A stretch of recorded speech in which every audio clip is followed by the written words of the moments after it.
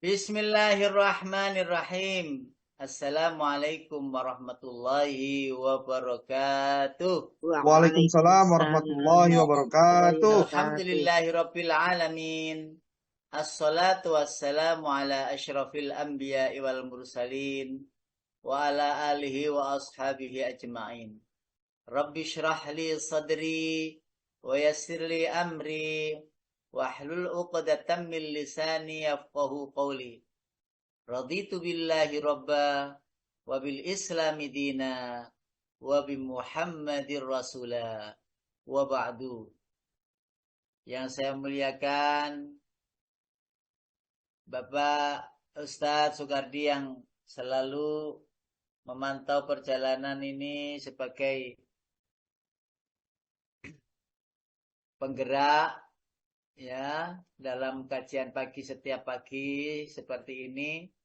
Lalu asatid al-kiram semuanya, asatid dah yang juga ikut meramaikan acara ngaji pagi hari ini. Lalu bapak-bapak, ibu-ibu yang tidak pernah putus asa untuk mencari rahmat Allah, masih diberoi Ustadz Mukhtar, diberoi Pak Tar pagi-pagi ngene wis berok-berok ngene iki. Ya dikon bolan baleni ngono iku ya wis gak pegel-pegel timbangan itu seneni malaikat tak seneni dhisik nang donya. Karena perkara yang apa ini namanya? Urgen, yang penting sekali untuk diperhatikan. Sekali lagi, berok-berok saya, berok-beroknya Budui, ayo, ayo, ayo, dan lain sebagainya itu tidak lain adalah sebagai bukti bahwa kita tidak mau ada di antara kita itu yang tidak bisa membaca Al-Quran atau belum lancar membaca Al-Quran. Sehingga kenapa demikian? Karena dengan begitu baru kita bisa kumpul nanti. Jadi selevel, seia sekata, sevisi semisi, ingin belajar terus dan belajar terus Al-Quran. Tentu hal itu patut kita syukuri bahwa ada yang meniteni mengoreksi dari apa yang kita baca. Dengan dikoreksi itu lalu kita menyadari bahwa oh sampai di sini saya bisanya, ya Allah ampuni saya dan seterusnya. Bersyukur kita punya teman-teman, punya ustadz-ustadz yang telaten untuk selalu rawuh di materi ngaji pagi. Lalu mudah-mudahan beliau-beliau Allah berikan kesehatan lahir batinnya. Tentu saja tidak ada yang tahu kapan kita kembali. Namun betapa beruntungnya kita masih dikelilingi dengan ustadz-ustadz yang mau peduli, yang mau dakwah, yang mau bagi ilmu kepada kita semuanya. Lalu juga tidak kalah penting nikmat iman yang ada di hati ini jangan sampai luntur, jangan sampai hilang. Ya, karena itulah satu-satunya modal. Ya, kalau orang itu tidak punya modal ya susah. Ya, kalau mau dagang nggak punya modal ya susah. Ya, nggak punya uang ya susah.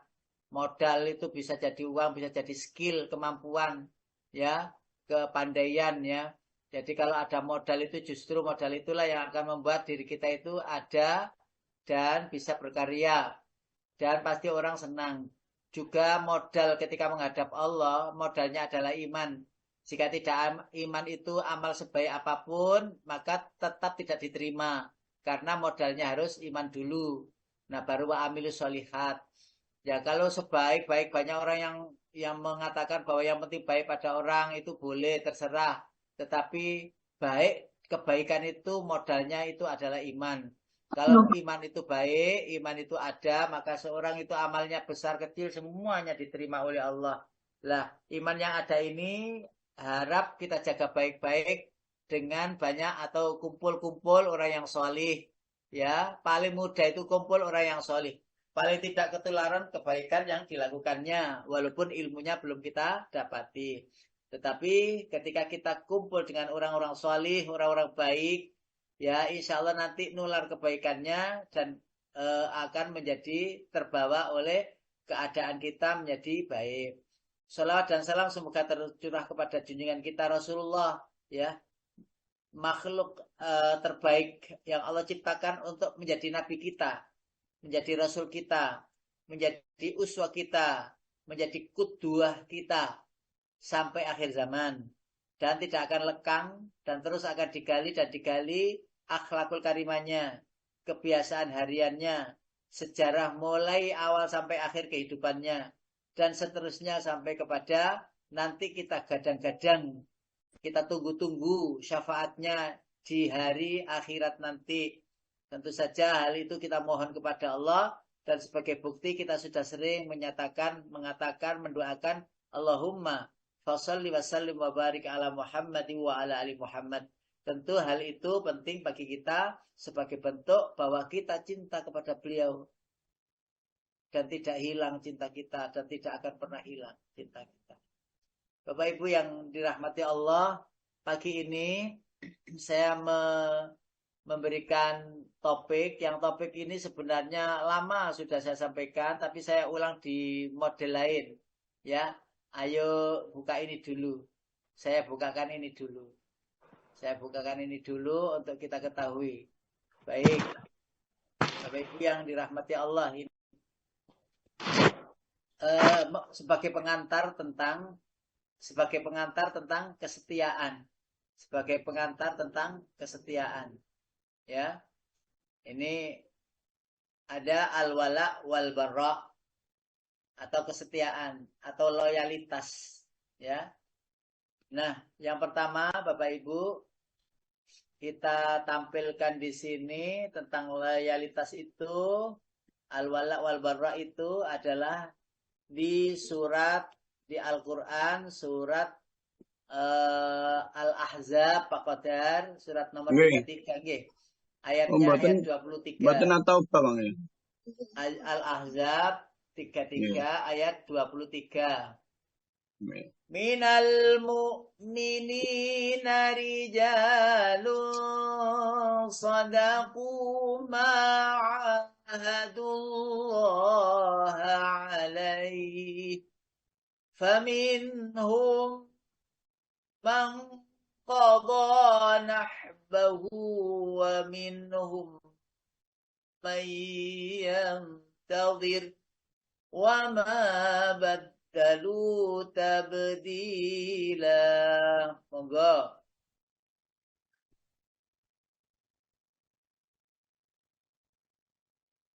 Monggo diterjemahkan. Halo? Sudah ketemu ya Pak Kotar mic-nya, ayo. Nggih, Pak. Nggih, bismillahirrahmanirrahim. Di antara orang-orang mukmin itu ada orang-orang yang menepati apa yang telah mereka janjikan kepada Allah. Dan di antara mereka ada yang gugur. Dan di antara mereka ada pula yang menunggu-nunggu. Dan mereka sedikit pun tidak mengubah janjinya. Baik. Bun. Jadi wama baddalu tabdila. Dan tidaklah mereka itu merubah janji-janjinya. Artinya apa? Mereka ketika sudah berjanji, maka setia sekali dengan janji itu. Ya, saya akan datang. Maka setia dengan janjinya itu akan datang. Iya, saya akan menemani. Maka setia akan janjinya itu untuk menemani. Tentu saja hal ini pada puncak ketaatan. Ya Allah, saya sudah syahadat asyhadu alla ilaha illallah. Maka berikutnya adalah komitmen dengan kalimat syahadat yang ia ucapkan, ia janjikan itu. Sehingga innalladzina qalu rabbunallahu tsumastaqamu. Kalau sudah mengatakan janji ya Allah, aku iman kepadamu, engkau adalah Tuhanku, maka yang berikutnya adalah komitmen untuk terus memantau diri sesuai dengan SOP yang telah digariskan oleh Allah di Quran. Apa sih ya resiko atau kewajiban yang harus kita laksanakan setelah membaca syahadat itu? Adalah istiqomah.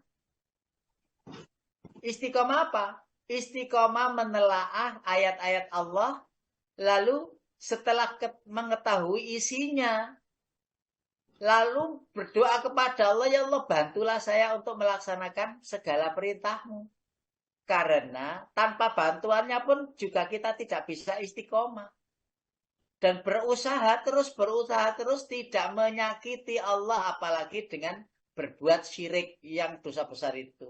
Komitmen, wama badalu tabdila, mereka sedikit pun tidak mengubah janjinya. Ya, karena sudah dijanjikan oleh Allah, kalau engkau berbuat demikian, maka Allah akan berikannya demikian. Nah, di antara mereka ada yang gugur, ya syuhada, menjadi pejuang, ya.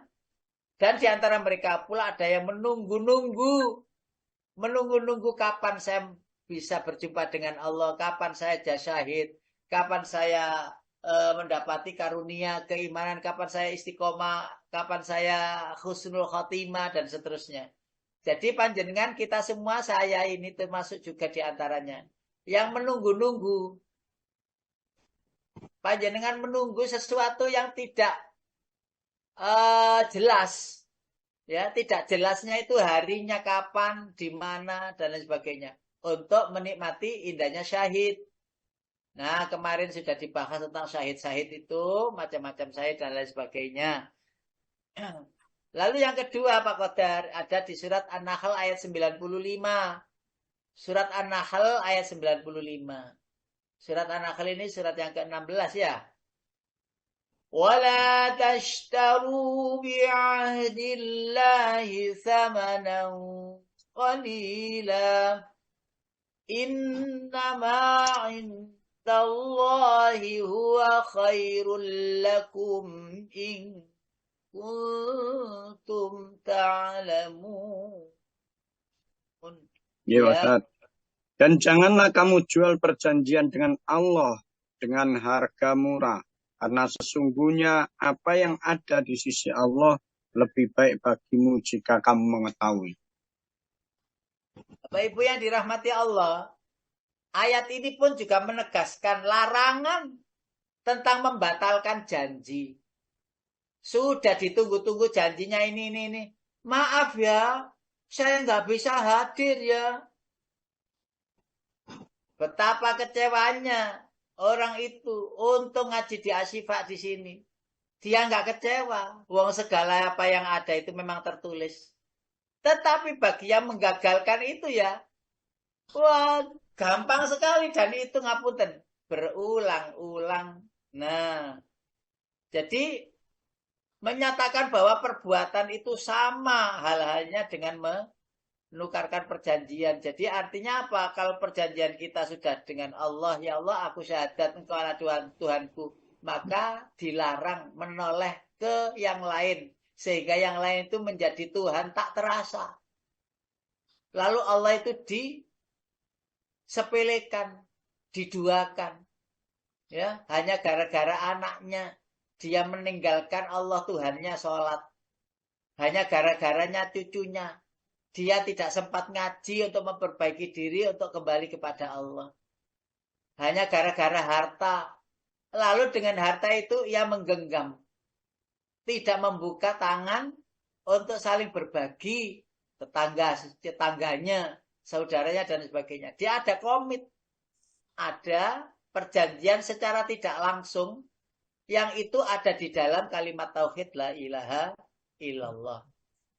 Nah, keterangan di ayat tersebut sering kita memahamkan bahwa setinggi apapun nilai yang kita dapatkan, sebanyak apapun jumlah yang kita peroleh dari apapun yang kita lakukan, nilai dari semua itu adalah harganya murah. Akan tetapi ketika sudah mampu memenuhi janji, komit itu, maka itulah yang mahal harganya. Dan tidak semua orang mampu melakukannya. Aku janji, aku tidak korupsi. Aku janji menjadi pejabat yang jujur. Oke. Aku janji akan mensejahterakan rakyat. Kan banyak baliho itu ya. Ya. Perjuanganku untukmu rakyatku. Perjuanganku untuk memberikan kesejahteraan rakyat dan sebagainya. Janji tinggal janji. Lah rusak dalam ya dijarne wae umpamanya demikian. Wes, ngono iku lek diterus-terus nangko bablas. Baik, yang berikutnya surat An-Nisa ayat 13. Tilka hududullah. Wa man yuti'illah ورسوله يدخله جنات تجري من تحتها الأنهار خالدين فيها وذلك الفوز العظيم. Monggo Pak. Dan itulah batas-batas hukum Allah. Barang siapa taat kepada Allah dan Rasul-Nya, dia akan memasukkannya ke dalam surga-surga yang mengalir di bawahnya sungai-sungai. Mereka kekal di dalamnya, dan itulah kemenangan yang agung. Bapak-bapak, ibu-ibu yang dirahmati Allah, semua ini merupakan ketentuan dari Allah yang harus dilaksanakan oleh orang-orang yang bertakwa kepada Allah. Dan Allah Maha mengetahui yang lebih bermanfaat untuk manusia dan yang tidak. Jadi begini Bapak Ibu, apa-apa yang disampaikan, perintah Allah yang disampaikan, lalu kita lakukan, itu manfaat. Dan itu yang paling baik. Pasti paling baik. Nah, larangan Allah yang telah disampaikan di dalam Al-Quran maupun hadis, itu pun juga yang terbaik untuk dijauhi. Karena itu, menempatkan diri sebagai orang beriman yang komit terhadap apa yang telah dikatakannya, yaitu kalimat tauhid la ilaha illallah itu, maka itulah yang terbaik. Wes, begini Bapak Ibu, kita sering akhir-akhir ini mendapatkan tayangan-tayangan ya. Bagaimana ya, orang meninggal itu baunya itu harum gitu ya. Baunya harum. Sebagaimana janji Allah dan Rasul-Nya.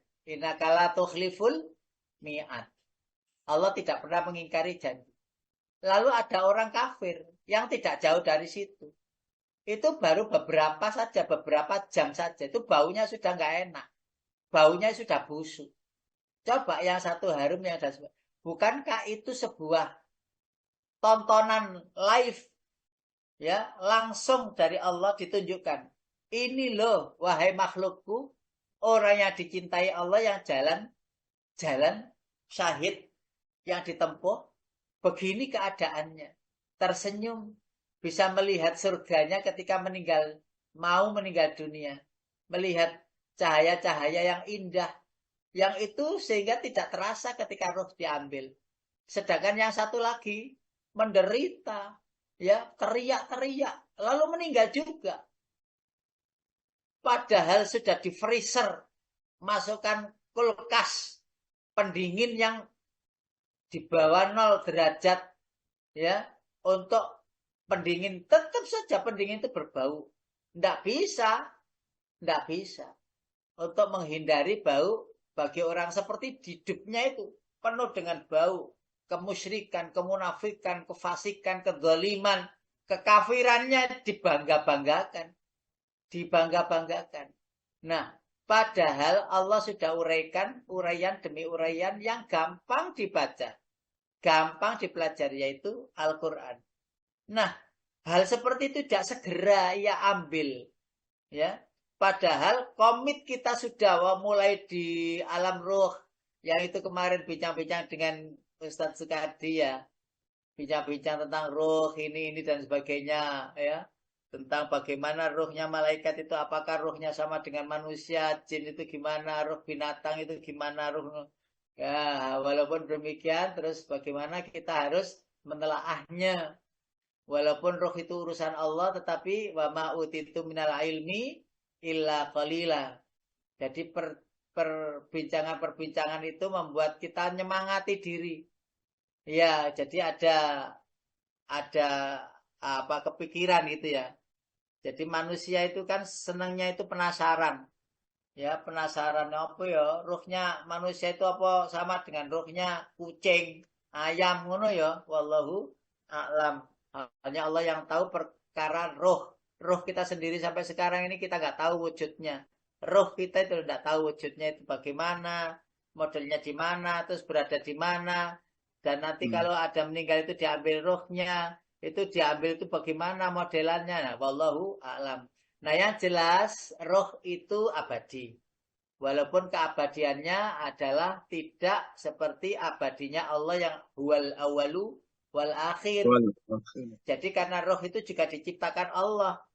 Karena itu ada ayat Al-Quran wa nafakha fihi mir ruhi, dan aku tiupkan ke dalam badannya itu rohku. Lah maksudnya roh adalah rohku, roh ciptaanku yang menjadikan seluruh makhluk itu bisa jadi hidup.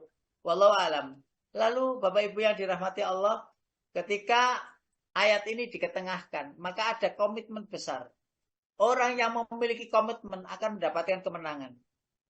Ya, istiqomah, komit.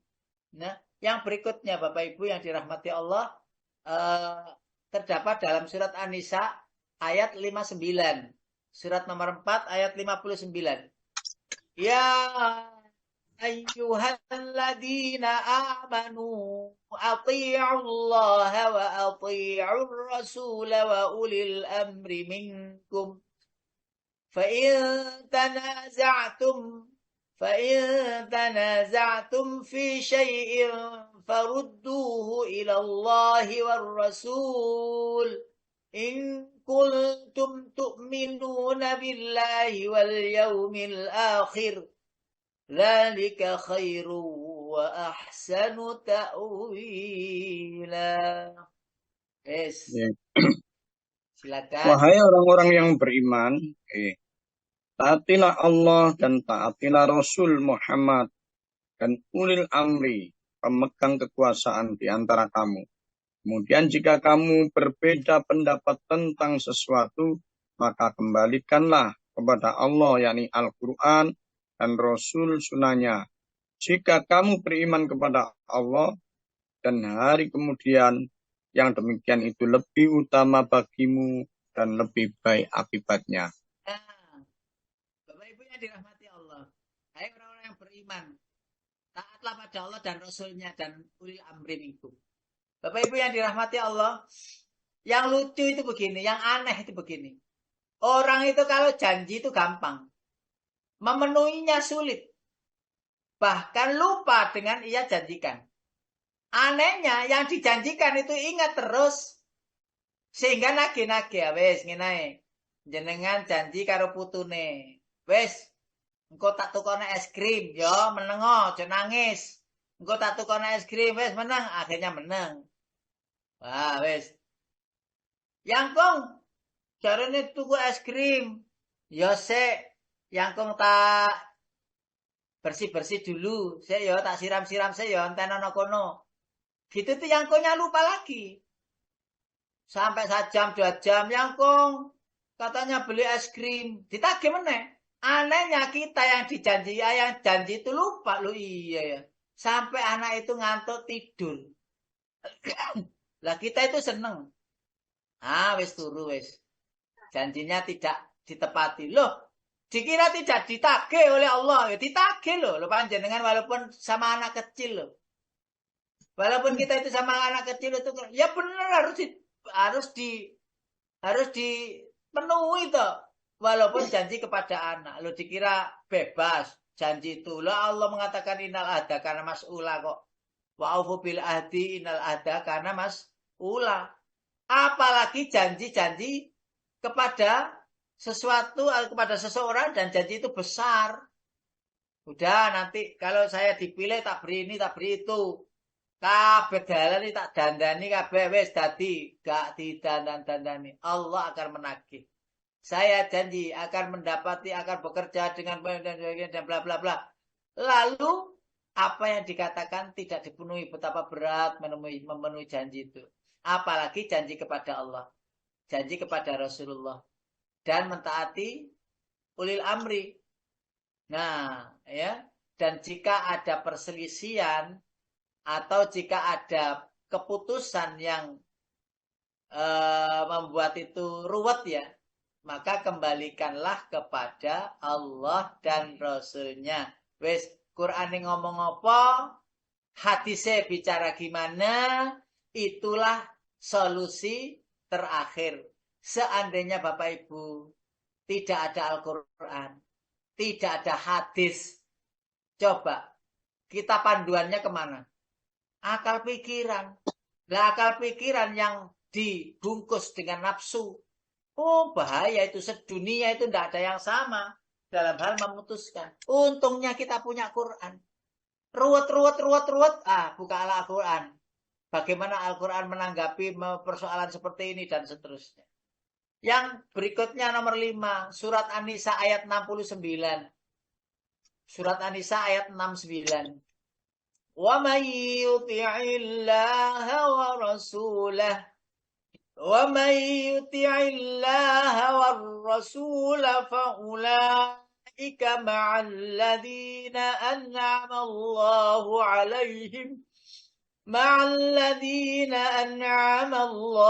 عَلَيْهِمْ مِنَ النَّبِيِّينَ وَالصِّدِّيقِينَ وَالشُّهَدَاءِ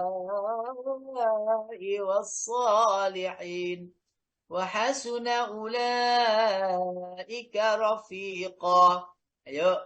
Dan Silakan. barang siapa, Pak. Dan barang siapa menaati Allah dan Rasulnya, yakni Muhammad, maka mereka itu akan bersama-sama dengan orang yang diberikan nikmat oleh Allah, yaitu para nabi, para pecinta kebenaran, orang-orang yang mati syahid, dan orang-orang soleh. Mereka itulah teman yang sebaik-baiknya. Baik, itu inspirasi petunjuk dari Al-Quran.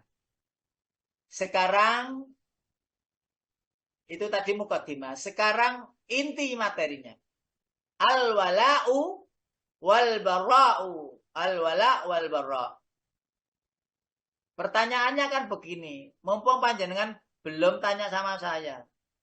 Tak tanya dulu, tak jawab-jawab sendiri. Tanya-tanya sendiri. Apa sih wala itu? Wala, kalau panjenengan pernah mendengar kata al-wala, ya dalam bahasa Arab tentunya. Itu artinya ada kata al-mahabbah, ada kata at-ta'ah. Apa mahabbah? Cinta. Apa at-ta'ah? Ketaatan. Sehingga al-wala itu arti lengkapnya itu adalah loyal. Panjenengan kalau sudah punya komunitas begini, komunitas Asyifa ya, loyal kepada Asyifa. Apa sih yang diberikan oleh Asyifa kepadaku, dan apa sih yang dapat aku dengarkan dari ilmu, dari informasi, dari apa saja. Apa sih yang aku dapatkan? Maka loyal. Terus pokoknya saya akan ikut memiliki Asyifa. Saya akan ajak keluarga, saudara, teman. Ayo gabung Asyifa. Kenapa? Merasa manfaatnya itu nampak pada diri kita. Masih ngaji dikon baleni ping 1000 jaran iku lho. Ngono iku yo. Meneh ku muncul meneh, dikongkon meneh yo ngono maneh. Salah ya padha. Ngono iku dikandani ngono iku balak-balik ngono iku ya salah ya padha maneh. Lho gitu itu loh. Karena loyalitas saya tidak putus asa untuk terus mencari rahmat Allah. Karena yang putus asa itu hanya orang-orang kafir saja. Komit.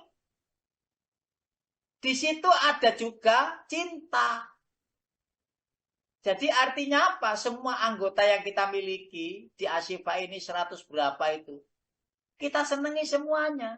Gak ada kok ngaji ku pedot-pedot sampai ustadz suarane banter ya, sampai leadere ya. MC niku sampai ya melok-melok brok-brok ngono ya. Ngono iku ya gak ada. Aduh, ibu iki, bapak iki. Karena aku gak itu waktu. Nggak usah begitu, nggak usah ngomel-ngomel sendiri. Bebek ne ono, bebek ne lo yo, saya gak ngarani. Saya nggak menuduh, tapi barangkali ada, berhentilah. Karena rasa cinta itulah yang lebih mendahului hadir daripada mencela-mencela. Walaupun di hati Allah tahu loh ya. Allah lihat loh ya. Hati-hati. Wes, wah ya dianggap lucu ae wong jenenge tambah sepuh iku balik kaya arek cilik maneh kok. Balik kaya arek cilik meneh. Nah, arek cilik kan gak ono mangkel meneh wis wawur. Lah wong sepuh kadang gondok, "Alah wis aku salah-salah ngene iki aku tak delik ae." Loh, jangan. Jangan. Itu namanya cinta. Cinta kepada apa? Al-Quran. Cinta kepada apa? Komit kepada Allah. Ya Allah, saya sudah beriman kepada kitab suci. Maka akan aku buktikan aku harus bisa membacanya dengan sebaik-baik bacaan. Sebaik-baik suara. Sebaik-baik bacaan. Sehingga apa? Nampak. Allah itu lihat. Wah, ini sungguh-sungguh. Mas, yo salah terus. Sungguh-sungguh yang dinilai, bukan hasilnya. You understand? Yes, I understand. Yes, yes. Terus yang ketiga, setia. Setia. Mulai dari yang kecil, setia kepada diri sendiri. Bahwa iman yang kita miliki ini harus kita buktikan dengan amal. Setia kepada kawanan, kelompok, setia kepada keluarga, istri ya gitu, setia kepada suami. Suami ya begitu, setia kepada istri. Orang tua ya begitu kepada anak. Jadi gak ada kok selintas-selintas rahasia-rahasiakan. Ya, I love you full. Nggak ada batas. Pokoknya kalau untukmu, aku rela berkorban. Sampai gitu. Untukmu, aku rela berkorban. Aku bilang kau asal berbuat baik. Asal ini adalah kehormatan, kebaikan, Islam, dan seterusnya, keimanan. Bela. Setia sekali. Jadi tidak ada rasa kalau sudah setia kan nggak ada mangkel. Loh ada suaminya kok rada aneh-aneh gitu. Ya nggak mangkel. Wahai suamiku, apakah ada sesuatu yang bisa saya bantu? Kok jenengan kok diam-diam duduk sendiri kok tersenyum-tersenyum? Wahai istriku, saya tuh tersenyum-tersenyum tuh ingat tadi pagi loh. Aku disalahnya Pak Mokhtar itu loh. Mau disalahnya sampai aku tuh. Ya apa ya, aku iki ngajine lho ngono. Dadi ngono ku mikir guyu-guyu dhewe bojone ya ketok ngono. Loh, ya apa sih? Yang ti sampean niku lha apa kok guyu-guyu dhewe? Iya, mau lho Fabi ayi alai rabbika matu kadiban lho tak angen-angen sampai saiki iki lho. Aku kok ya wis sering mote ku ya berarti salah ya bocahanku. Lah iya ya. Nah, setia kepada pasangan, setia kepada segala apa yang sudah dikomitkan. Terus ada rasa hormat, itulah wala namanya. Rasa hormat. Lah, rasa hormat itu ada di akhlak. Walaupun kepada anak kecil. Ngapunten Bapak Ibu, rata-rata anak kecil yang kita salimi, ya, ayo nak salim, cium tangan, yangkung yangti. Loh, itu ya benar. Tapi tambahi, tangannya anak-anak kita, cucu kita itu ya kita cium. Lalu cium gantian begitu. Terus cipika-cipiki berangkat sekolah. Jadi dicium. Jadi tidak searah, tapi dua arah. Yangkung yangtinya mama papanya yang ngajari anak untuk bersalaman dan dicium. Bukan ditaruh di pipi. Lalu kita pun juga demikian. Memberi contoh bagaimana cara mencium. Lah anak itu belum kita beritahu cara menciumnya. Lah akhirnya anak itu gak dicium di pipi, dapelo sirahe, batuke dan lain sebagainya begitu itu. Iku jenenge gak salim cium. Iku jenenge lemot. Apa iku jenenge? Ndak akhlaknya ndak nyambung. Nah, itu namanya al-wala. Hormat apalagi kepada guru, apalagi kepada ulama, ya. Apalagi hormat tertinggi yaitu menjaga kehormatan Islam, kehormatan orang-orang mukmin dan lain sebagainya. Yang berikutnya, al-wala itu ada arti menolong dan selalu bersama yang dicintai baik lahir maupun batin. Jadi loyalitas itu ya lahir batin, cinta itu ya lahir batin, setia lahir batin, hormat ya lahir batin. Dan ada ringking Bapak Ibu. Ada ringking. Panjenengan kalau ranking pertama adalah kita sudah tahu Allah Subhanahu wa taala, ranking pertama. Ranking kedua adalah Rasulullah, ranking ketiga adalah orang tua. Sebagaimana ayatnya, wa'budullaha wa la tusyriku bihi syai'a wa bil walidaini ihsana. Tertinggi adalah ibadah kepada Allah dan tidak menyekutukannya. Dan ranking kedua di bawahnya setelah Allah dan Rasulnya adalah wabil walidaini ihsana. Kepada kedua orang tua itu baik. Nah, di sini ada orang tua kandung, ada orang tua asuh, ada orang tua yang guru, ada orang tua yang dituakan, ada yang orang tua yang dituakan usianya, ada orang tua yang dituakan ilmunya, ada orang tua yang dituakan karena jabatannya dan seterusnya. Hormat. Dan itu plong lahir batin, tidak ada kasak kusuk. Aneh sekali diri kita itu ya. Kadang-kadang seneng sama satu orang itu yang sama. Besok itu kita gak seneng sama orang itu. Besok lagi seneng lagi. Besok lagi gak seneng. Jadi fluktuatif. Loh, bagaimana bisa kita itu mendapati hati yang seneng kepada semua orang. Yang itu stabil. Yang itu terus-menerus continuous stand. Yang terus-menerus tidak pernah benci. Nah, maka yang pertama mohon kepada Allah. Yang kedua zikir kepada Allah. Yang ketiga adalah komit. Ya, milikilah sifat al-wala. Apa al-wala? Al-mahabbah wa ta'ah. Cinta yang setulus cinta dan ketaatan yang setulus ketaatan. Yang berikutnya al-barra. Al-barra itu al-adawa wal-baghdha. Al-barra artinya berlepas diri dari segala bentuk Tuhan selain Allah dan mengumumkan permusuhan terhadap Tuhan-Tuhan selain Allah. Harta itu yang jelas itu bukan Tuhan. Maka jangan menjadikan harta itu mendua cinta kita kepadanya, lupa cinta pada Allah. Keluarga, anak-anak, atribut, kepangkatan, ya, status sosial masyarakat, ya, status sosial di kelompok. Tidak mau menampak-nampakkan diri seperti orang yang ter. Tidak. Itu menjadi masalah nanti. Maka ketika kita dibutuhkan untuk menampilkan diri, maka tidak boleh ada. Di dalam diri itu waswis. Yang itu muncul dari hati yang digoda oleh setan. Aku mana kan? Aku mana kan? Saya lagi dong.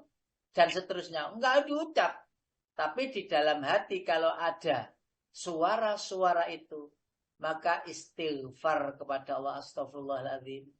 Siapa lo yang memisahkan saya begini dan begitu? Engkau ya Allah. Maka janganlah engkau munculkan ujub di dalam hatiku. Ya Allah ampuni aku, ya Allah ampuni aku, dan seterusnya. Bapak Ibu yang dirahmati Allah. Ada beberapa hadis yang perlu saya sampaikan di sini.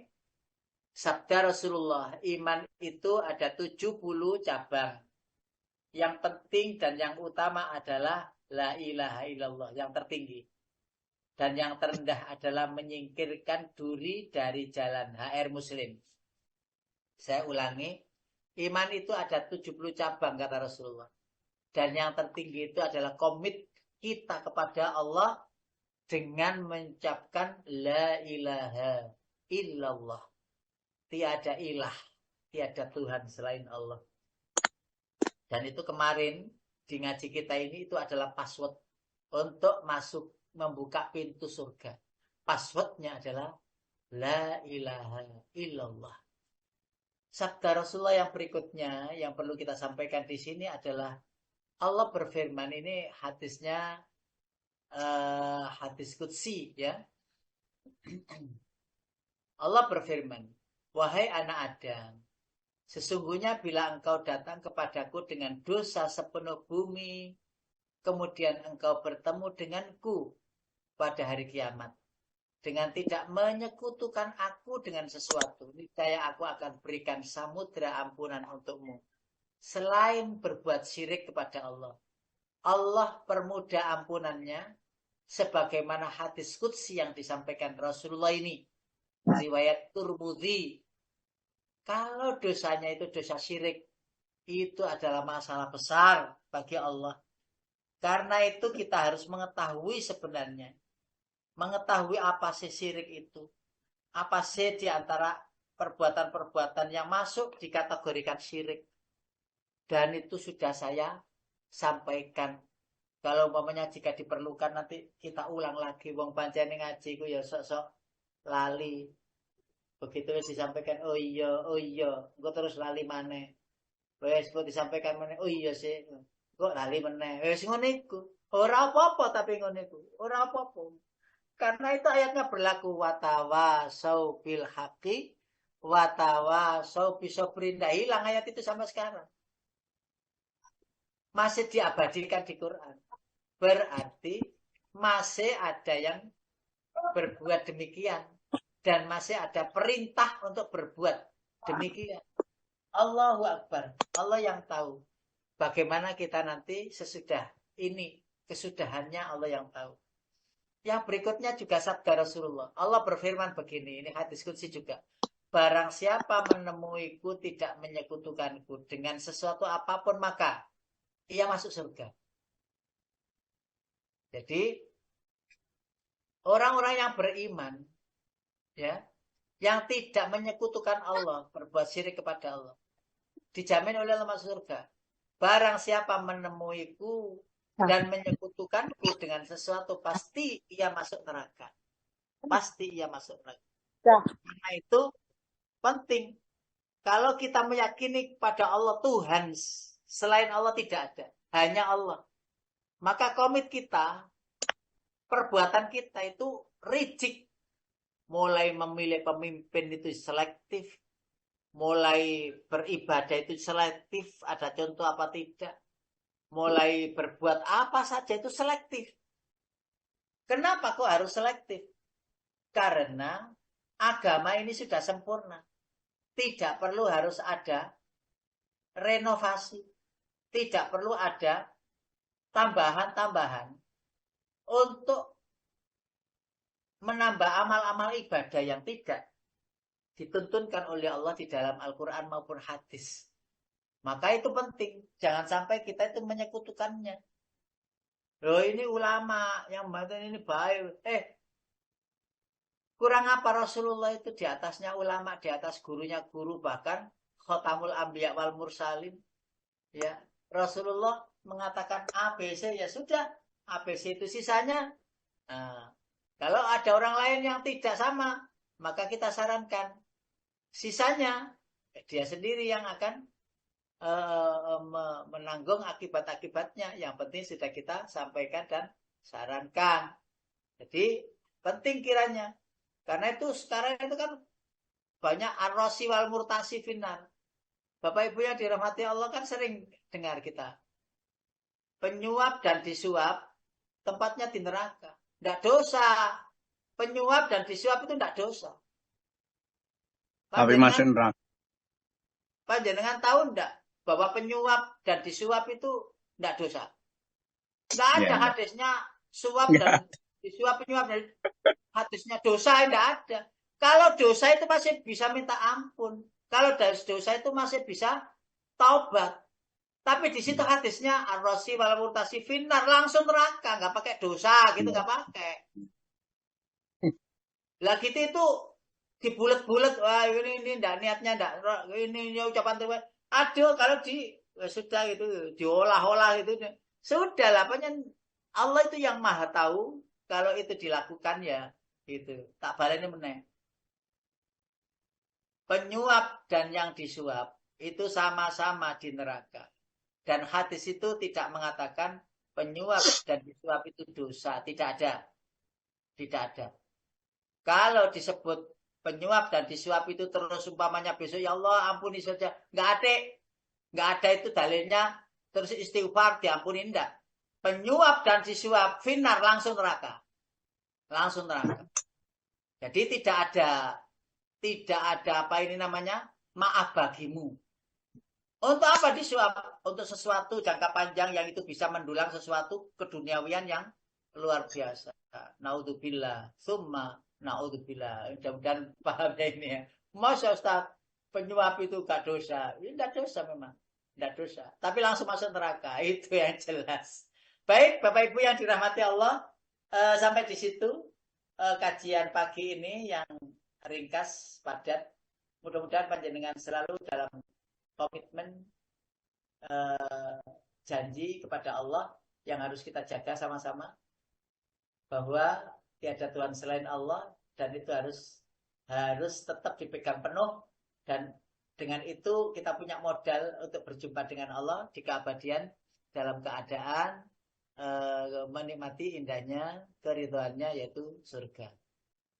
Pak Edi, monggo silakan saya kembalikan ke jenengan, monggo.